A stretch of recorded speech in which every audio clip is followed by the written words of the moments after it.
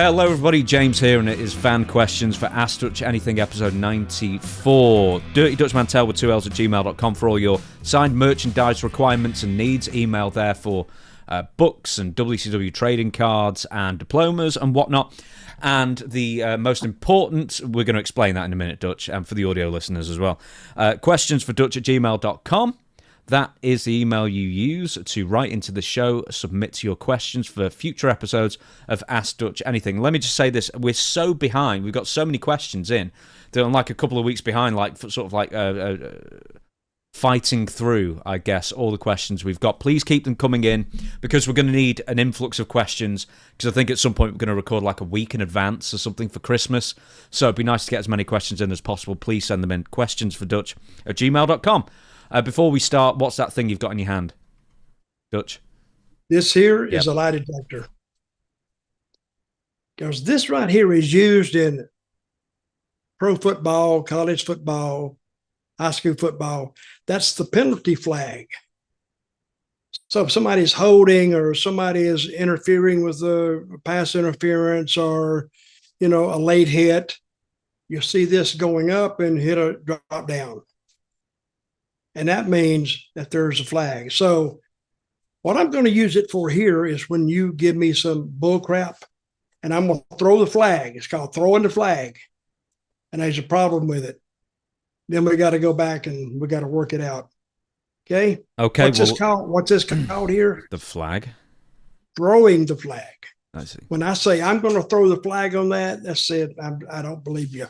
Well, okay. Let's see if there's anything you want to challenge factually. Okay. Right. Max writes in. Actually, this is beforehand. This isn't a question. It was an email we received that we only just got to. On top of the silly email questions, I went to the hospital for an X-ray as my jaw's been hurting. There's a very high percentage chance I have bone cancer. This is eating away at my bones so much as a light slap to the face or falling over will break my entire jaw. The X-ray, one side of my face looks like a zombie's. It's amazing to look at. I'm 33 and it seems a little unfair, but weirdly okay with it. I just wanted to say thank you to both of you. And then he goes on to say he considers us like friends because we've, I guess, been a part of his life for a few years now with these shows. And basically, we consider you a friend as well, Max. Hope you get better. Hope everything works out. And basically, hope this little mention cheers you up a little bit. What do you think, Dutch? Well, if we've helped him,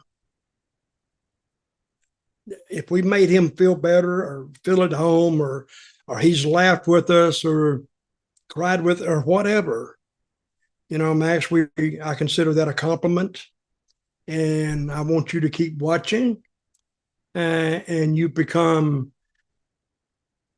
an honorary part of this team. And we hope you're fine. And I'm not very religious, but I will say a prayer or two for you. And hopefully you get better and you have many more years. How old is he? 33, you said, Max. Yeah. And have many, many more years. So take care, sir. Yeah, I wrote him an email as well, and I forwarded it to you. Okay, then. So next up is Ryan, Milton, Florida. Where's Milton in Florida? Milton, Florida? Yeah. It's up in the Panhandle, I think. Okay. You know what the Panhandle is? Yeah, America's Wang. You go to the top of Florida and you go toward Pensacola, Panama City. That's the whatever I was calling it. But it's up in there, the Panhandle. Did you hear that? It's like it's a pan and you reach down and grab it. It's the panhandle. See, handle meaning an instrument. Go ahead. Yeah, it was from The Simpsons where they're talking about Florida and Homer says, Florida, that's America's Wang. And, and the guy goes, they prefer the Sunshine State. Oh, yeah. All right, okay. Ryan from Milton, Florida, in America's Wang, said, I had the opportunity to meet Randy Hales a number of years ago while visiting Jerry Lawler's barbecue place on Beale Street in Memphis. Any memories of Randy? He had the pleasure of meeting Randy? Yes. Well, I don't know if I'd refer to it as that, but no, he's Randy Hales. And you said you met him, very friendly guy. And very tall guy as well, I seem to think. Very tall He's skinny pretty fella. tall. He's about 6'1" at least. Oh, he's like 6'6" or something. He's Oh gargantuan, isn't no, he? he's not All 6'6". right. Did you have wait a minute, wait a minute. I'm calling it. I'm throwing the flag on that. That's I've seen him on disrespect. TV. He towers No, over Lawler. he's not 6'4", 6'5". He's about 6'1". Oh, okay. Lawler's about 5'9". Are you believing that? Yeah, 5'10", 5'9", either way. And that's what he is. He's probably 5'10", 5'11", no more. I used to be 6'3", but now I'm like 5'7". Yeah.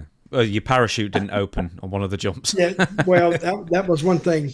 Randy Hales, he was just a fan, and Eddie, Jerry Jarrett's father-in-law, his name was Eddie, and can't remember his last name now. Marlin? Eddie Marlin, exactly. And he's from Jonesboro, Arkansas, like I said. And Eddie used to run that town. He was the promoter in that town.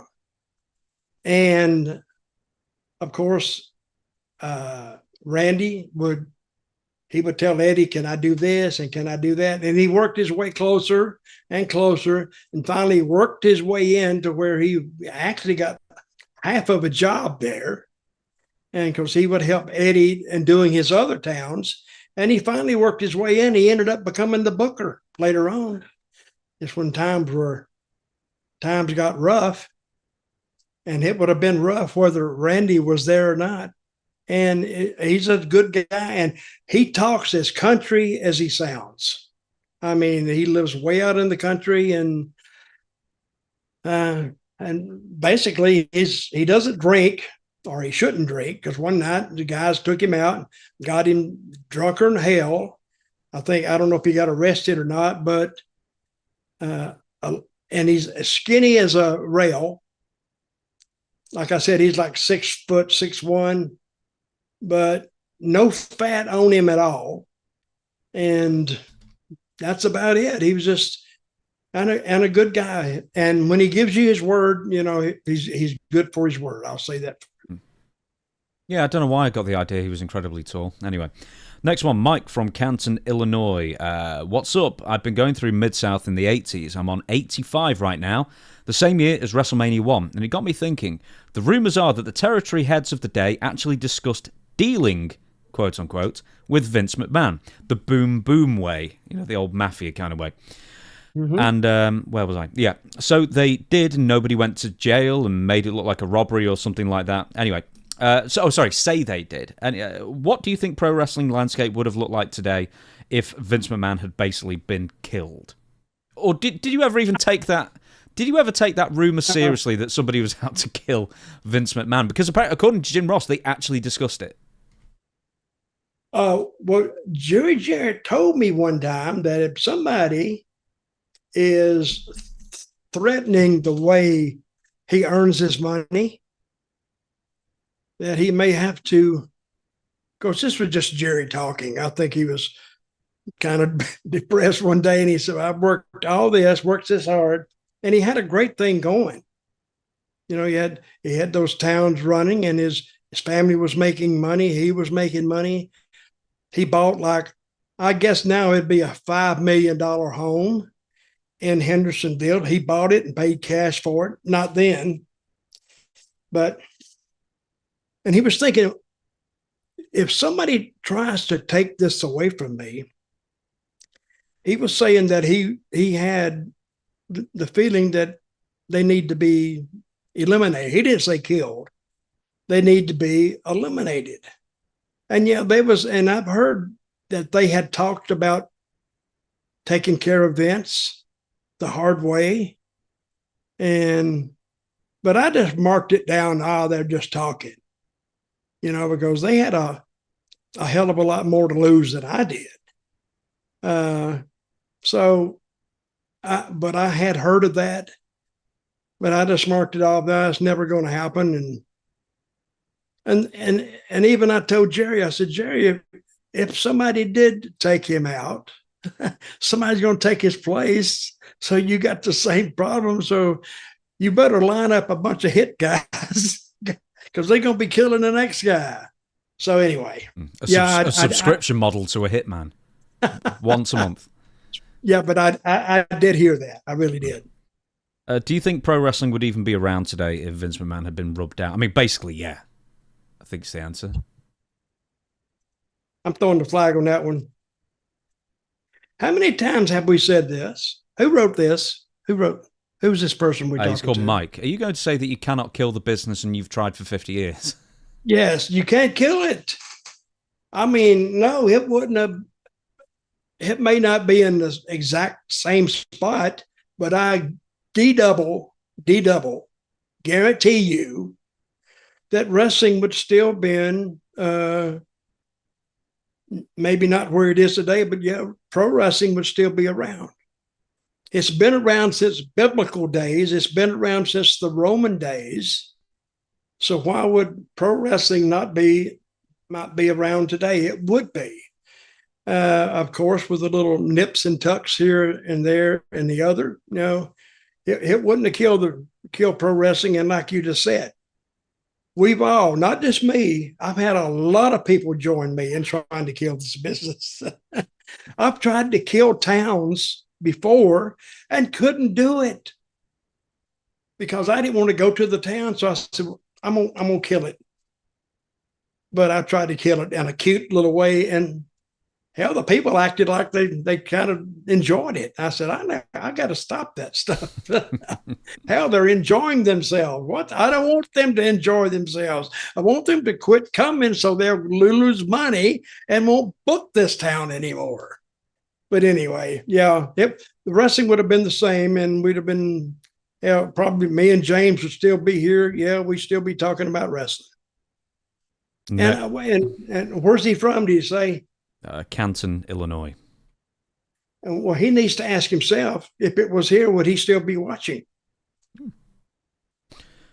Next question from George says, throughout your whole career, you were a heel and a babyface, and it seemed like you didn't really change how you worked. It all depended on who your opponent was. Which is easier, to be a babyface or a heel? And did it make any difference to you what your role was? I think we've talked about this before, but it's worth bearing out again.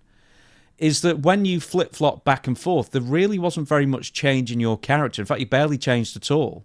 It was just whether they cheered or booed you.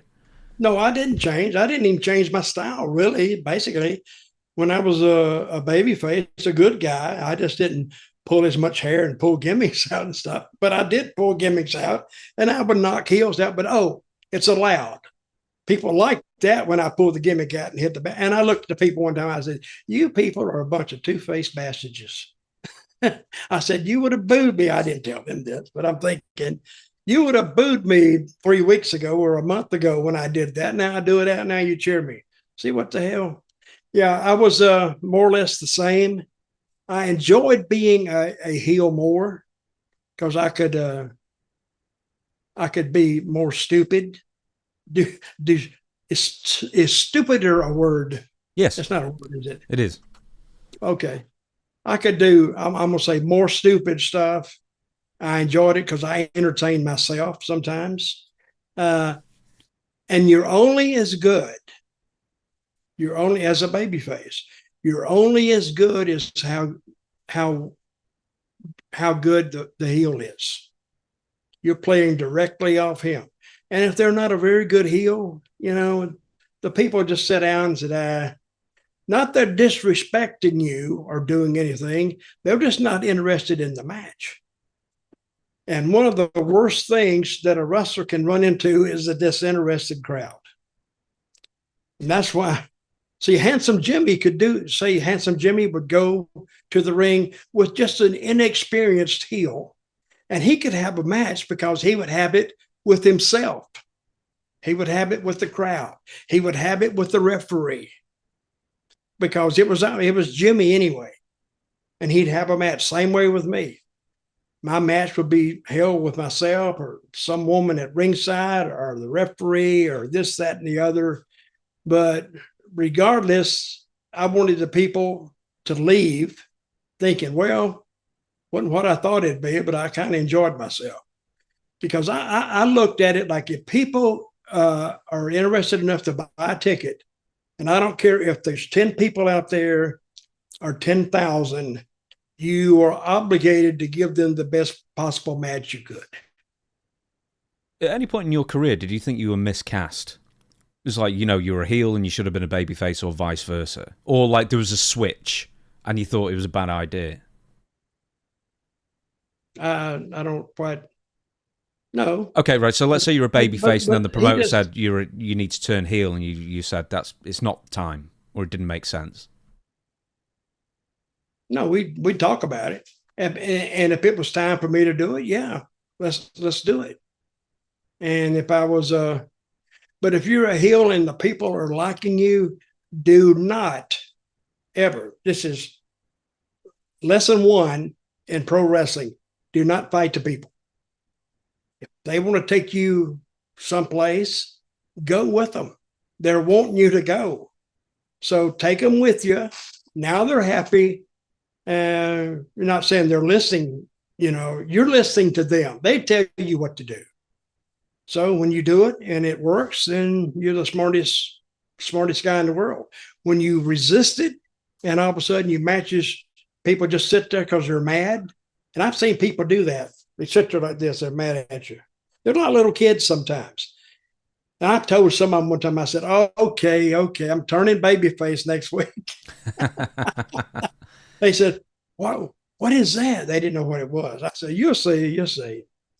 So we did it and they liked it. Is it easier being a heel because you can fall on your face and make mistakes and it's fine? Whereas if you're a babyface, you've got to get everything right, basically. Well, yeah, it's easier being a heel because you could just be stupid with it. I mean, stupid to a degree. Yeah, I love being a heel. So.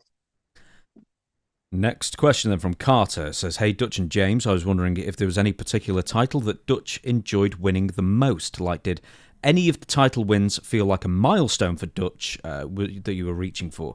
I love listening to the show. Helps me get through work. Thank you.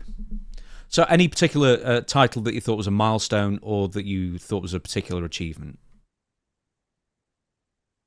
Well, I hate to say this, but no.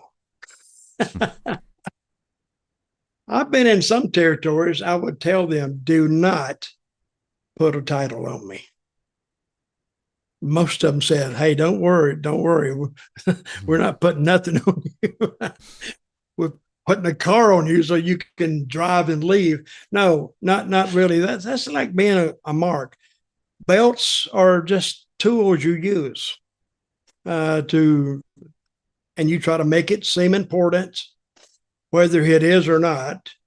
And you try to get the people believing in it. And see, if you can take a belt like Bruno did, he took that World's Championship in the old WWF, and it didn't change hands very often, but when it did, it was a big deal. I think, didn't Bruno hold it 11 years total, something like that? But that's total, not at one time, right? Yeah, I think like the first run was like 7 years or something. Then it was another 4. And that is even back in those days, that is unbelievable. Well, do you know what, right? Vern Gagne, that people forget, he had the belt for 10 years in like one stretch between the 60s and 70s, I think. And that is still unbelievable with that. Now, why wouldn't they switch it up more? Is what I'm saying. To me, that doesn't, business-wise, that doesn't even make sense unless their business was just selling out every night or wherever they went. And then you switch. See, in maybe in territories like AWA, the old Minneapolis territory, I don't think the guys worked 5 days a week there. I don't even know what their schedule was. How many days a week did they work there? I think it might have been 5, and they got certain times off in. And they got summers off. Yeah, something like that. Yeah.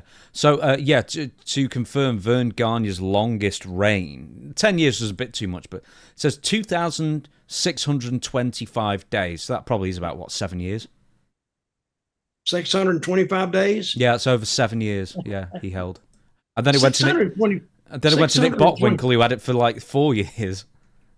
625 days is not 7 years. 2,625 days. Oh, 2,000. Yeah, that's 8 years. Which is bananas, right? You look at it, and there are so many title switches in the years leading up to it, and then Vern just had it for 7.25 years, and then Nick Bockwinkel had it for over 4.5 years. So he beat Vern. Yeah. So between those two guys, there were 2 title reigns and two champions. That was it in 12 years. Wow. That's between 68 and 1980. And then Vern Gagne won it again. In 12 years, he only had 2 title reigns. Yeah. Dang. Well, 2 champions, in fact, and 2 title reigns at the same time, yeah. Mm-hmm. I didn't know that. I'm glad you told me. Mm. See, this is educational for me, too. I've got a question for you, just going on the belts that you held. Is there any belt that people, like replicas, that people would want you to sign, or more than any other, or would you ever bring a belt with you to pose with at these conventions? Well, a good-looking belt was the Universal belt. I thought was a good-looking belt. And the Southern title belt, which was and they make replicas of them. They have guys that just make belts. And sometimes they do bring the belts. Sometimes I sign it for a fee, of course. Mm. Like if he has a bunch of names on it and my name will make it complete, guess what happens to my autograph?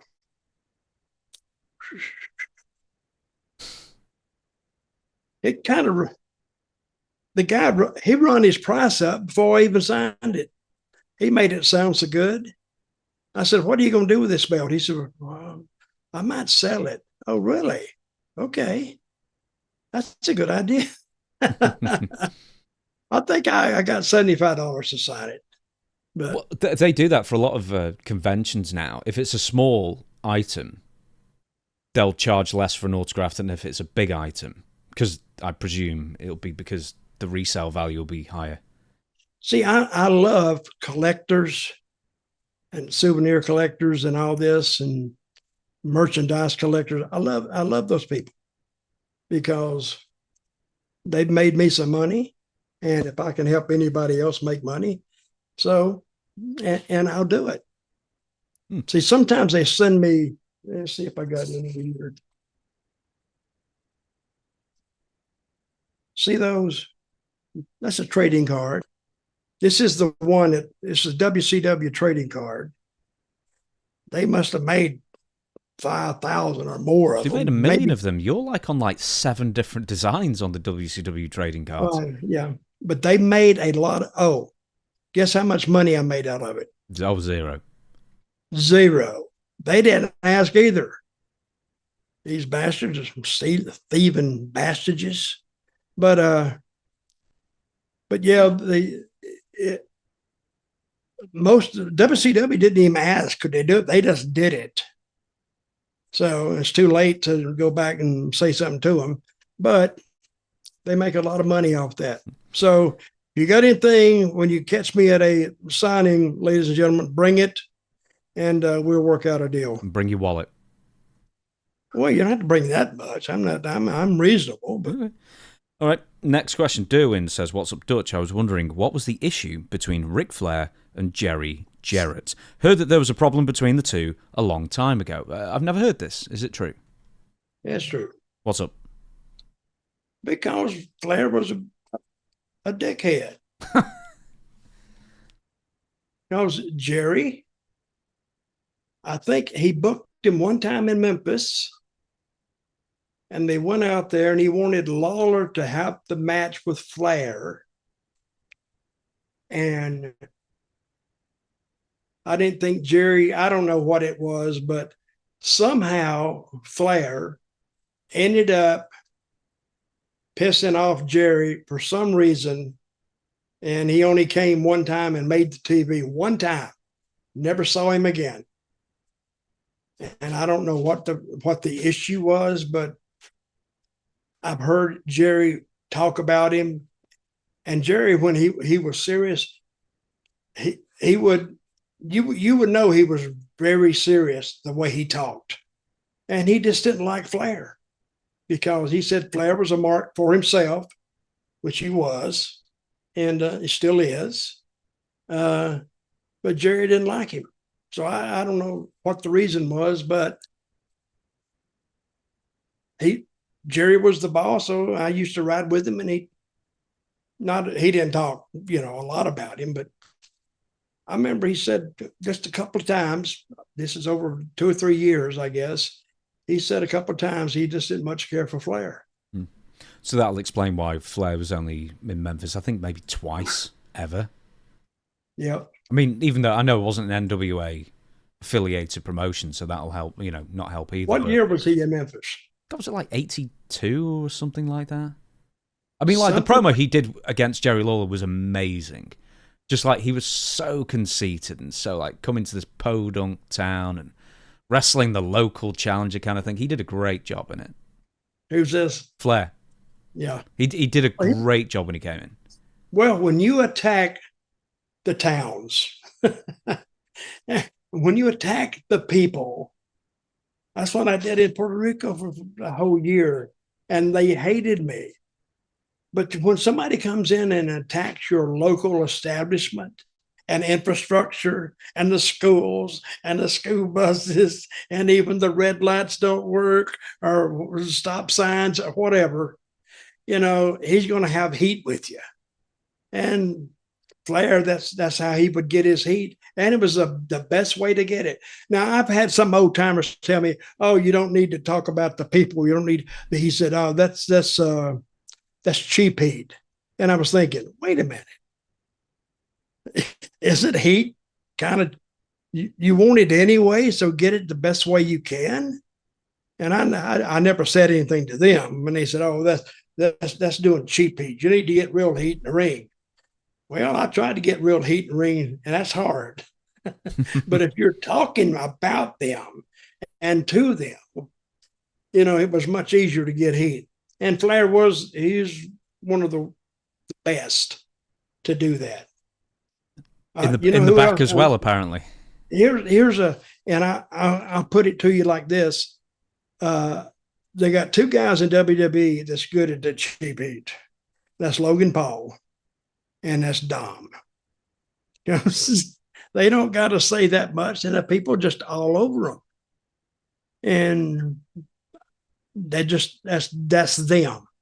So I don't know who taught Don to do it or somebody told him, but he does it good. And so does Logan Paul. So that's what you're working for. Next question. Jarrett in Rogers, Arkansas. Greetings. Hopefully he's not called Jarrett Rogers in Arkansas. Is there a Rogers in Arkansas? Is there a Rogers? Yeah, town called Rogers. Yes. Oh, yes. Thank goodness. That's the name of a town. That's the name of a town. And I think it's a famous town, too. Is it? Well, I heard maybe this is another town. It was one of the homes of the KKK. Really? That's what I heard. So not named after Rip Rogers, then? No. There you go. Greetings, Dutch and James. One of the highlights of past Royal Rumbles has been the surprise cameo entrance and returns. Do you believe that the Royal Rumble moving to Saudi Arabia next year, that would put a damper on the aspect financially or logistically and just limit the entrance to main roster only with one big surprise participant? If money is no object, would the NXT, AAA and TNA roster still be in the mix? Thank you. Okay, so do you think that the Royal Rumble in Saudi Arabia is going to make it worse next year? Because they did the greatest Royal Rumble like 7 years ago, and they got all sorts of jokers in there for that, so I don't think logistically it'll be that big of a deal. But what do you think about Saudi Arabia in the Royal Rumble? Well, I think it'd be a great thing for them. I think it'd be a great Royal Rumble. And you're talking about putting you don't know who's in it anyway, right? No. I mean, some people declare, but, the surprise is they don't. But the thing is that surely someone's going to see him at an airport. Hey, I would put a guy in there and call him the Sultan of Saudi Arabia or something. He's a royalty and nobody knows who he is, and just let him go. He'd be a hell of a damn entrance, because now it's catering to them. You've heard of the Sultan of SWAT, which was Babe Ruth. Yes. SWAT hitting the ball. I would call him the Sultan of something that had a relevance there in that country, and let him stay almost to the end. So, and what if he won? We don't even know who he is. He'd be a big star there. Who would it be? Would it be funny if it was Nia Jax at the end of it? like the Unmasked is Nia Jax. That could work. I think Nia Jax is on the verge of really, really, really getting over. I do. Because it's there. She has everything, all the tools, and she's a good talker. You want to slap her sometimes, and she goes out there and she's carrying on. I'd like to watch her too. And even though she's hurt some of those girls, I think they could do a lot more with her. I don't know if you remember the greatest Royal Rumble that was I think the debut Saudi Arabia show, and they had 60 entrants or something stupid, and the only thing he had what now? He had 60 entrants to the greatest Royal Rumble in Saudi Arabia. This is 2018. It's remembered for two things. One, the Crown Prince or whoever it was who asked, any chance we can book Yokozuna and the Ultimate Warrior? And they were both dead. Yeah. So they just got a big fat guy in there who was actually I think a legit sumo wrestler, and they never used him again. But then the other one was that was the one that Titus O'Neil fell over and slid under the ring. No one even remembers who won. They just remember that. Well, I mean, he really slid up. He slid up almost up to his not to his ankles, but to his knees, right? No, he disappeared. He disappeared under. Oh, he did. Oh yeah, the curtain closed behind his feet. He went all the way under and then scampered out. And that's still, you can find that it's still up in a lot of places. So when so that was a Royal Rumble is what he was going in for? That was the greatest Royal Rumble. It's like a non-official Royal Rumble that they, Oh, I say. Yeah. The greatest Royal Rumble. But it was good. So, right. What is Titus O'Neil doing now? I think he's doing a lot of charity work around Florida. Yeah, he's America's Wang, so I hear. Yeah, okay. He's up and down America's Wang, doing charity work. He still works for WWE, though. Yeah, he does that, and he's still on payroll. Oh, yeah, he's like an ambassador, I guess, for the company. Now, how do you get that?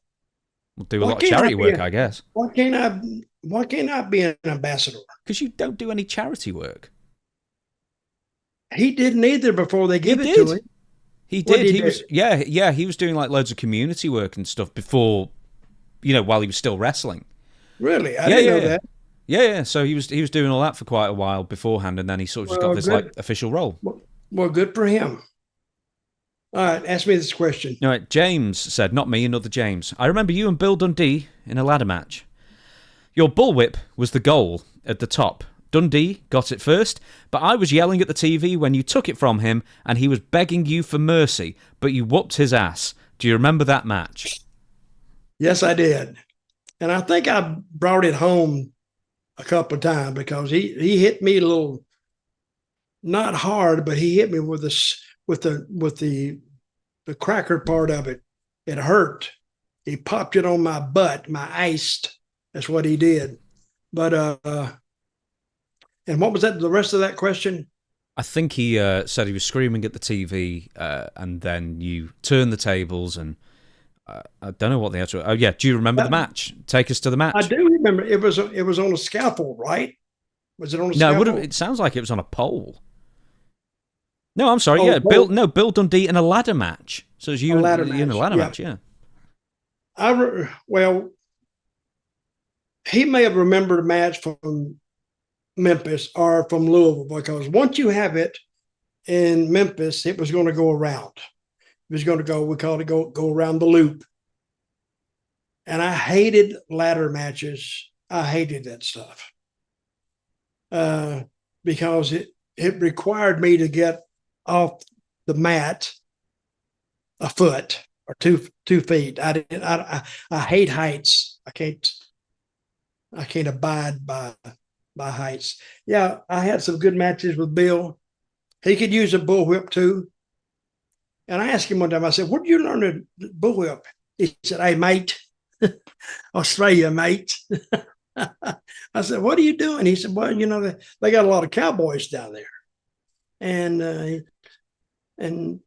he could crack it. I could crack it. So, but you should have my first bullwhip I ever got, I got it from Ox Baker because he had it in the car, and I've told the story. Mm-hmm.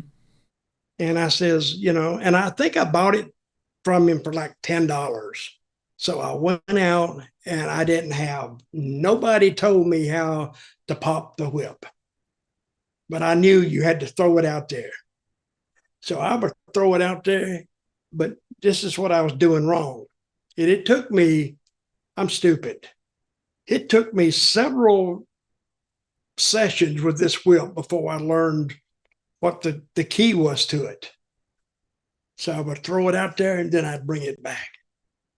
I learned very quickly, do not bring that whip back. Mm-hmm. Because when you throw it out there, it's traveling faster than sound. So when you throw it out there and then you bring it back, well, it's traveling faster than sound, sometimes coming back at you. Oh, I've hit myself on the arm and hit myself like in my head one time. And so finally I looked it up, and you know what makes it pop? Yeah, it's the crack at the end. It's moving faster than sound. It's like on two little so strings, when you get it out there, and the guy told me, he said, "Listen, you idiot." I said, "Now, wait a minute. We can leave the idiot part out of it." He said, "Okay, listen, you throw it out there and let it kill its own power. That's when it pops. You throw it, then you can bring it back. But when and that's what makes it pop. When it traveling faster than sound, and bring it back. But some of those guys pop it like pow, pow, pow, pow, pow, about 5 or 6 times in a row. I never could do that. So I don't know I guess everybody that uses a bullwhip, it's different lengths, the 8-footers, and then you have the 10-footers and the 12-footers, and even longer than that. But when they get longer than 10 feet, they get a little unruly to handle and get a little dangerous. I've got a question. Anyway, me and Bill Dundee, hitting each other. Yeah, we laid it in sometimes. And I've heard that Bill is he's a little bit sick right now. Yeah, no, he's dementia, I believe, or Alzheimer's dementia, one of those two things. Did you hear that? I heard that too. Yeah, we had Jamie Dundee on, and he said the same thing. But yeah, he's been suffering with it for a while, kind of thing. Okay. I need to ask you this, Dutch, as well. Yes. Were you hitting Bill on purpose because he was hitting you a bit too hard? Basically, were you giving him a receipt? I was giving him a receipt, but Bill would hit you and laugh. And then he would laugh and apologize. Oh my God, dang it! Sorry, mate. From a distance, he said, "Oh, sorry, mate." He'd hit me again. I went, "All right, one more time. I'm telling." Then that's it. And I would give him fair warning. I said, "That's it. That's it." And then we worked while I got it off of him. And I said, "Now," and he said, "Oh, come on, mate." And he was laughing. You know how he grew up, right? Yeah, circus. He grew up in the circus. So he was used to all this crap. And I wasn't. So, but anyway, that guy, he came a lot longer in pro wrestling than he ever had need for. Because he got into place where the booker liked him, Jarrett, and Jarrett wasn't a big guy. Bill wasn't a big guy. And he made it last for 20 or 30 years. Mm-hmm. Travis writes in and says, what are your views on Kurt Angle? Yes, in my humble opinion, he is the greatest to ever put on a pair of wrestling boots. Who said that? Travis has said that. Do you concur? Where does Kurt Angle fall on the greatest of all time list? Well, Curtis, I just got to tell you, buddy, you're probably right. Now, Kurt Angle, to be an amateur wrestler and to be as good as Kurt was, and he was hilariously funny. A lot of the amateur guys don't want to do anything funny because they think it degrades them, I guess. Then they're just going to be a wrestler. Yeah, but when he did something stupid, he sold it in such a way, he was hilarious. But when he wanted to go, I don't think anybody, and I'm agreeing with you, I don't think anybody was better. So if, like, you can look at a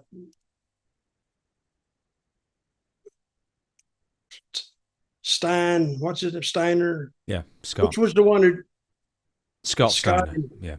Oh, Scott Steiner, when he did that interview about the percentages, I don't know where he came up with that interview, but I was there when he did it, and it was, to me, genius.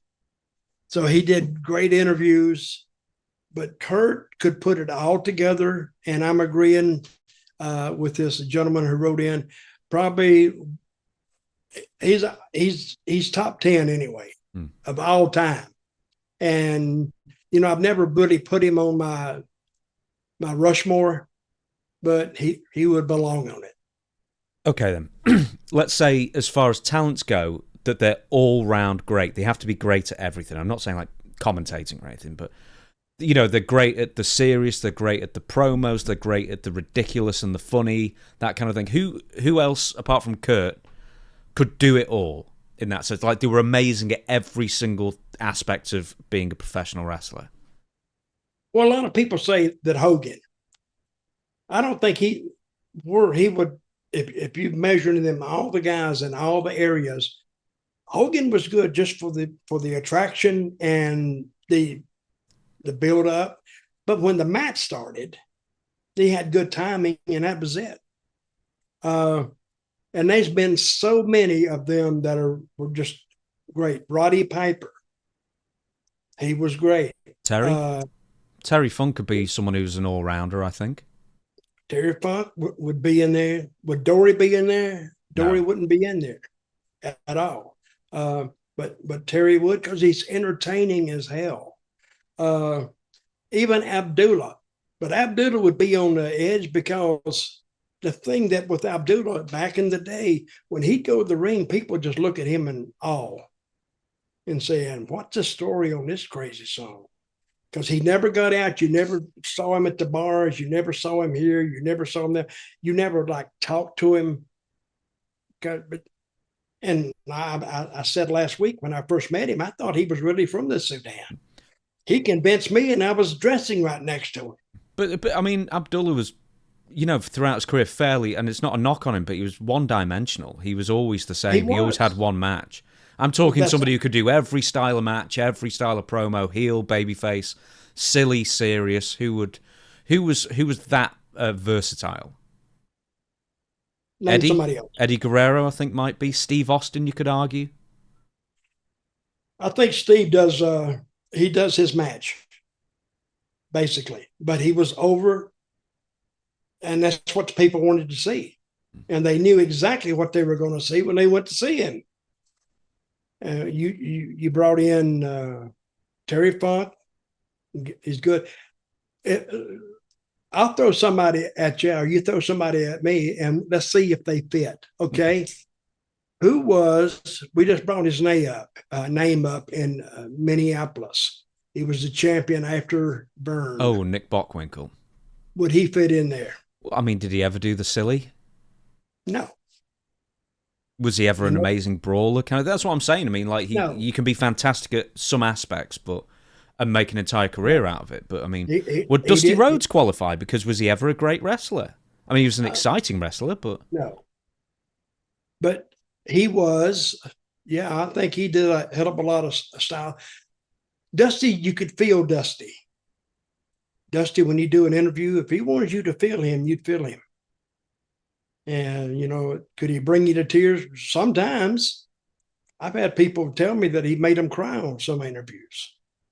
Because, you know, imagine something dramatic or drastic happens to Dusty and he's sad and he don't know what to do. Yeah, you'd feel for him. You really would. Name somebody else. Lawler? Sure, yeah, Jerry Lawler, Shawn Michaels, Ric Flair, The Rock. I'm trying to think who else. There's Randy Orton. I don't think they were as good as Funk. Because Funk, you don't know what. And the thing about Funk is you don't know what he was going to do. He might be in the ring, and all of a sudden he's over at the concession stand. And he might go into concession. You didn't know what he was going to do. And you know why? Because Terry didn't know what he was going to do till he got out there. What about, I can't remember his name now. I've been hit on the head too many times. What did he look like? Roddy Piper. Yeah. I got him. I think he was like that. He was entertaining. Great interview. I liked his interview. Name somebody else. See, the thing is with Roddy Piper, though, I wouldn't say he'd ever... You know, he wasn't like a show stealer with his wrestling, because once again, for the most part, he'd have one match. You'd just have a brawling match with Roddy. Yeah, that's what I'm saying. But what are you going to have with Terry? You're not going to have a wrestling match with Terry. Yeah, but he could do that. I mean, like, I'm sure with the Briscoes and whatnot, and in Japan, and he could tailor his style to whatever it wanted to be. Yeah. Name somebody else then. God, if someone who's like a world beater, like great at absolutely everything. Man, I don't know. That's a tough one. What about Steamboat? No, I don't think he'd do the silly. No, I mean, Steamboat never made you laugh. Yeah. Okay. No, and like he was a decent promo at times, but he wasn't a great genius. Next week, I'll get 10. You get 10, and we'll put it up to vote. Okay. Right, 2 more questions, then we'll shut down the show. John says, I wondered if Dutch would give his thoughts on what I think was a very distasteful angle. Tom Prichard, dirty white boy, dirty white girl spousal abuse angle from Continental Wrestling. This is also known as I Want to Talk to Tom. Do you remember this? Mm-hmm. Tell me about it. I was there when they was doing it, and I purposefully didn't ask what they were doing. I don't know whose idea this was, but it really, people kind of bought into it. And her talking, I want to talk to Tom. That's the key to it. I want to talk to Tom. So there's a lot of ways to look at it. She was being abused. She's looking for another male to restore her faith in her femininity. And it took a lot of, I don't know whose idea this was, really. I think it was Tom's, I think. Did I find it? The guy said he couldn't get into it. He didn't like it. Yeah. The writer did say that. Just so people know, this was all a setup, wasn't it, for Tom to drop his guard so Dirty White Boy would attack him. Yes. So it turned out to be a ruse at the end of the day, but yeah. On her part. Yeah. They set him up. But it started out that, you know, she had some bruises on her or something, and Tom went out there and noticed it during an interview or something, and accused him, and he said, I'm not doing that. And they have an argument and they fight around. And then they painted out Dirty White Girl. She was afraid of the dirty white boy. And she wants to talk to Tom. And finally, it turned out it was all a big ruse to lure him in, and they lowered the boom on him. And so the guy said he didn't like it. Well, I didn't like it either till I found out about it. I mean, they can do it if they want to, but this is one of those things I purposely didn't want to know, because I was kind of interested in it myself, where they're going with it. And then I found out. Then it became common knowledge. And so she really became a big heel there by using her femininity and trapped good old Tom, and he got his ass whooped. Is that the kind of thing that when you were a booker you wouldn't touch on? Would that be something you wouldn't bring up in a story? Well, that takes a lot of work. It's not the booker that brought it up. It was the characters in it, I think, more or less directing it. I think it was Tom's idea. And I can see why Tom would want to work it out to where he was to get interest on him and Dirty White Boy. And it worked. You know, they had a lot of heat surrounding that. We're going to leave it there because I realised I copied and pasted a question twice, so I actually don't have any more questions for you, Dutch. I know. All right. Here it is. Yep. I'm throwing it. No, honesty. Pure honesty there for you. An admission. Right, everybody, thank you so much for joining us. We'll be back on Story Time with Dutch Mantell on Wednesday. Once again, that email is questionsfordutch@gmail.com. Write in your questions there, please. We read every single one of them. But only the best ones make it into the show, of course. So if you don't get on it first time, come up with a different question, email it in, and you might be lucky second time. But once again, we get quite a lot every single week, and we thank each and every one of you for emailing in. But until Wednesday, Dutch and everybody else, we the people.